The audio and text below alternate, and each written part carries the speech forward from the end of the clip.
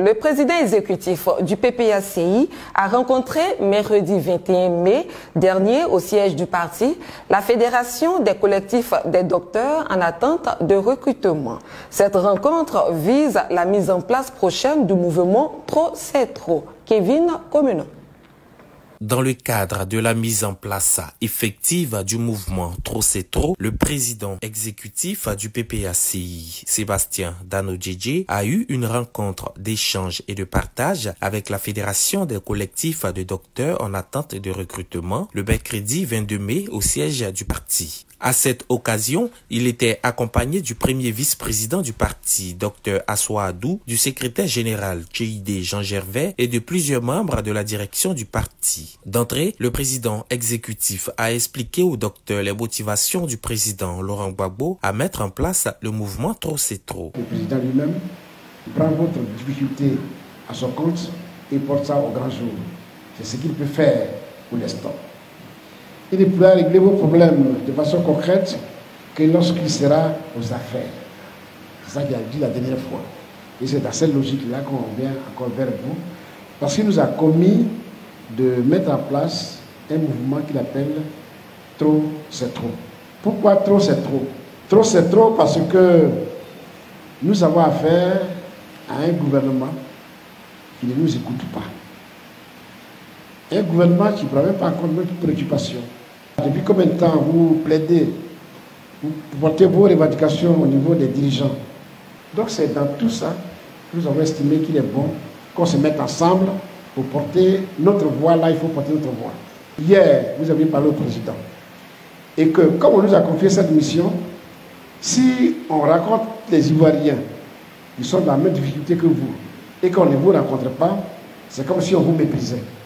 Ensuite, la parole est revenue aux hôtes du jour. À tour de rôle, ils ont relaté aux membres de la direction présents à la rencontre l'injustice dont ils sont victimes avant d'adhérer officiellement au mouvement. Déjà, j'adhère au mouvement Trop c'est trop. Depuis 2020, on postule, on n'arrive pas à être retenu. Le CDT est son constant, qui a soutenu avant moi. Et depuis lors qu'il est là et qui est victime de ce système de parrainage. Donc, trop, vraiment, c'est trop. Trop c'est trop, ce n'est pas pour que le doctorat soit reconnu, ou le docteur travaille. Nous, notre lutte que nous menons aujourd'hui va au-delà de la simple insertion professionnelle. Parmi nous, il y a des enseignants qui souffrent également. Ce n'est pas juste. Ce n'est pas juste. Et c'est pour lutter contre cette injustice que ce mouvement est né. Pour finir, le ministre Sébastien Dano-Djedje s'est réjoui de l'engagement des docteurs aux côtés du président Laurent Gbagbo dans le but de redorer le blason de la Côte d'Ivoire. Il les a enfin félicités pour leur démarche responsable. Toujours dans le cadre de l'installation du mouvement Trop c'est trop, injustement viré de la Société des transports abidjanais Sotra, ces ex-agents regroupés au sein d'une organisation sont venus adhérer au mouvement Trop c'est trop. Ils ont eu une séance de travail avec le président exécutif Sébastien Dano-Djedje ce vendredi 23 mai au siège du parti.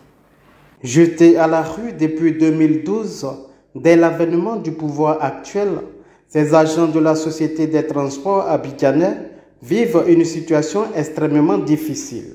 Regroupés au sein d'une organisation, ils sont venus crier leur ras-le-bol auprès du PPACI. Aujourd'hui là, il y a eu sur 674 personnes licenciées, il y a 48 personnes décédées. Pourquoi? Parce que nous sommes dans une situation très dégradée. Très dégradé, précaire, misère. Donc, avec cette vie-là, certains ne peuvent pas supporter. Atteint d'une maladie, le lendemain, on dit votre collègue est mort. Aujourd'hui, là, c'est la raison pour laquelle on dit OK.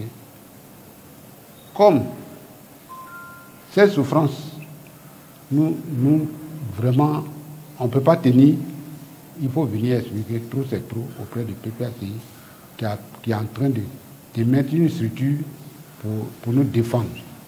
C'est la raison pour laquelle nous sommes venus voir le président exécutif, le camarade Dano-Djedje. Selon le président Guibo, aucun d'entre eux n'a reçu un centime pour les dédommagements. Une situation qui rend vulnérable ces personnes qui n'ont fait que travailler pour la Côte d'Ivoire. La SOTRA nous est virée après la crise post-électorale. Ils n'ont pas daigné régler nos dus, c'est-à-dire nos droits que nous devons recevoir.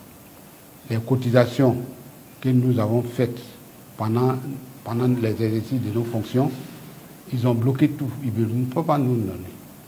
Donc, raison pour laquelle aujourd'hui nous sommes arrivés, depuis 2012 jusqu'à ce jour, donc raison pour laquelle nous sommes amenés auprès de PPACI pour exprimer notre ras-le-bol, pour dire que trop c'est trop. Trop c'est trop. Le mouvement Trop c'est trop est un creuset pour les Ivoiriens et populations vivant en Côte d'Ivoire, victimes de la mauvaise politique sociale du pouvoir. La capitale économique a encore sous les eaux comme les années précédentes. La saison pluvieuse s'annonce inquiétante pour les Abidjanais qui comptent déjà des dégâts après les pluies du 20 mai et du 22 mai.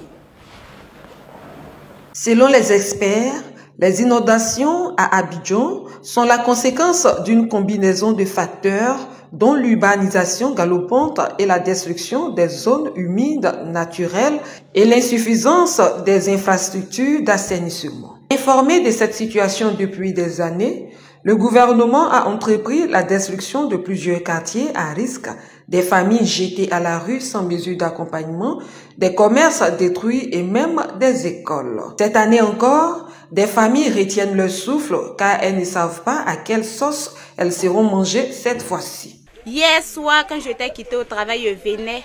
Après la pluie, je suis venue trouver ma maison inondée. Sincèrement, dis-moi, les enfants n'ont pas pu fermer l'œil hier. C'était très difficile pour nous et ça continue. La pluie même continue de venir.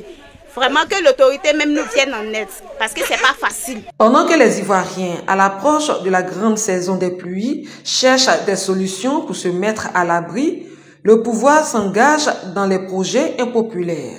Le bilan ferait état de 6 morts et 7 autres victimes évacuées au centre hospitalier universitaire de Yopougon. Nos condoléances les plus attristées aux familles éplorées. Aujourd'hui, au siège du parti, s'est tenue une réunion de la commission mobilisation de la tournée Kokoko Trop c'est trop du président Laurent Gbagbo dirigée par Kone Boubacar. Cette rencontre avait pour ordre du jour plusieurs points, notamment la plus importante, celle de la mobilisation des 6 fédérations hautes, à savoir Treichville, Makori, Koumassi, Port-Boué, Bassam et Beaunois.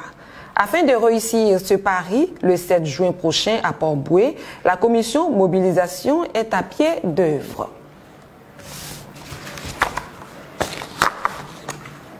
Le mouvement Trop c'est trop grandit et prend une ampleur. J'aime beaucoup ça.